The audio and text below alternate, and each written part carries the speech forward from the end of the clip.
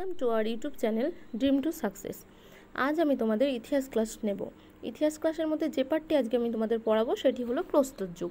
এই প্রস্তর যুগকে আর একটা নামে ডাকা হয়, সেটা হলো প্রাক ঐতিহাসিক যুগ। অর্থাৎ প্রাক ঐতিহাসিক যুগ আর প্রস্তর যুগ হলো একই কথা। তো এই প্রাক ঐতিহাসিক যুগ বা প্রস্তর যুগকে তিন ভাগে ভাগ করা যায়। একটা হলো প্রাচীন প্রস্তর যুগ, মধ্য প্রস্তর যুগ আর নব্য প্রস্তর যুগ। এটার ইংলিশ নাম হলো প্যালিওলিথিক এজ, মেসোলিথিক এজ আর নিওলিথিক এজ। 9000 খ্রিস্টপূর্বাব্দ পর্যন্ত হলো প্রাচীন প্রস্তর যুগ, 9000 থেকে 4000 খ্রিস্টপূর্বাব্দ মধ্য প্রস্তর যুগ, আর 4000 থেকে 1800 খ্রিস্টপূর্বাব্দ নব্য প্রস্তর যুগ। চলো এবার এক এক করে প্রত্যেকটা পার্ট, এই যে তিনটে পার্টকে বিশ্লেষণ করি। প্রথমে আছে প্রাচীন প্রস্তর যুগ।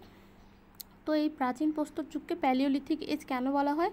কারণ হচ্ছে এই যুগে মানুষ প্রথম অস্ত্র শস্ত্র তৈরি করতে শিখলো। আর অস্ত্র শস্ত্রগুলো কী পাথর দিয়ে তৈরি হতো? কোয়ার্টজাইট পাথর দিয়ে। তাই এই যুগকে বলা হয় প্যালিওলিথিক এজ। মনে রাখতে হবে যে প্রাচীন প্রস্তর যুগের অস্ত্র শস্ত্র কোয়ার্টজাইট পাথর দিয়ে তৈরি হয়। আচ্ছা, আর একটা কথা আমি বলি, যেটা হলো প্যালিওলিথিক এই যে শব্দটা, এই শব্দটা প্রথম ব্যবহার করেছিল জন লুবক। এটা অনেক সময় পরীক্ষা এসে থাকে যে জন লুবক প্যালিওলিথিক শব্দটি প্রথম ব্যবহার করেন। আর রবার্ট ফ্রুসবুট, ইনি কী করেছিল? এই যে প্রাচীন প্রস্তর যুগের পাথরের হাতিয়ার আবিষ্কার করে। রবার্ট ফ্রুসবুট কী করেছিল? পাথরের হাতিয়ার আবিষ্কার করেছিল এই প্রাচীন প্রস্তর যুগকে। আর একটা কথা, সেটা হলো প্রাচীন প্রস্তর যুগকে তিন ভাগে ভাগ করছে আবার। সেটা হচ্ছে প্রাচীন প্রত্নপ্রস্তর যুগ, মধ্য প্রত্নপ্রস্তর যুগ আর উচ্চ প্রত্নপ্রস্তর যুগ। এই যে উচ্চ প্রত্নপ্রস্তর যুগ, তো প্রথমে আছে প্রাচীন প্রত্নপ্রস্তর যুগ। এই সময় কি তৈরি হয়েছিল? হস্তকুঠার, কাটারি আর চাছনি। কোথায়? বোলান উপত্যকায়, ভীমবেটকায় আর সিংভূমে। তো এইগুলোর মধ্যে বেশি আসে যে প্রাচীন প্রত্নপ্রস্তর যুগের অস্ত্র কোনগুলি? সেটা হলো হস্তকুঠার বা কাটারি আর চাছনি। কিন্তু কোথায় আবিষ্কার হয়? এখান থেকে দুটো কোশ্চেন আসে প্রায়শই পরীক্ষায়। সেটা হলো বোলান উপত্যকা কোথায় অবস্থিত? তখন আমাদের বলতে হবে মধ্যপ্রদেশে। ভীমবেটকা কোথায় অবস্থিত? মধ্যপ্রদেশে।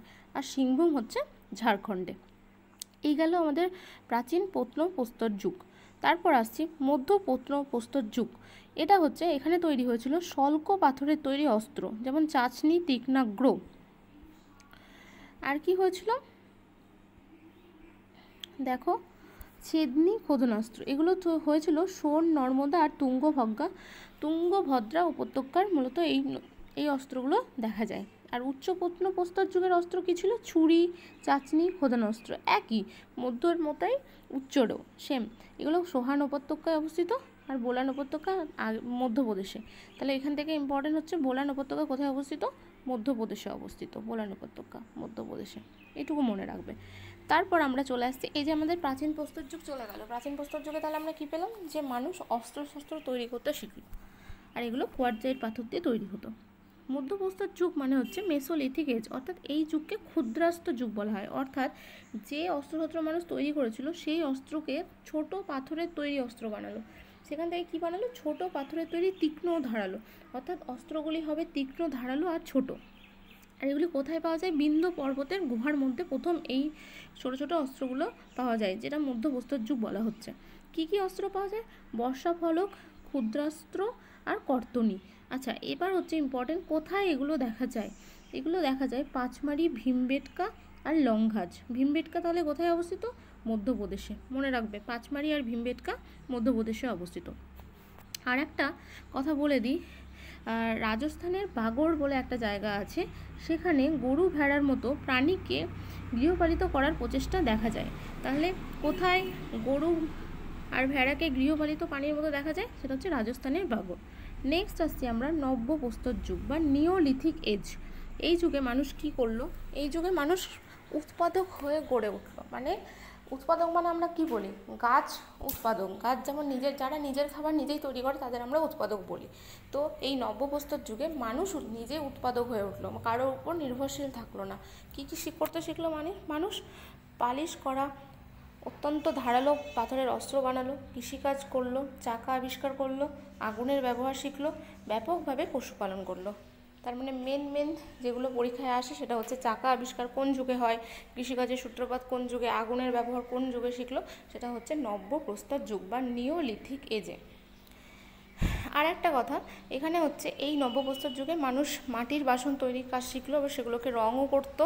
কোথায় পাওয়া যেত এইসব জিনিসগুলো? সেটা হচ্ছে বুরজাহোম, গাব করাল, যেগুলো কাশ্মীরে অবস্থিত। আর একটা কথা মনে রাখবে, যে বালুচিস্তানে এই যে কৃষিকাজের প্রথম সূত্রপাত, সেটা কোথায় হয়েছিল? সেটা হচ্ছে বালুচিস্তান গিরিপথে, যেটা বোলান গিরিপথে বালুচিস্তানে দেখা যায়। আর নব্যযুগের নিদর্শন ভারতে প্রথম আবিষ্কার করেন মুশিয়ের। নব্যপ্রস্তর যুগের প্রথম নিদর্শন আবিষ্কার করে মুশিয়ের, এটা মনে রাখবে।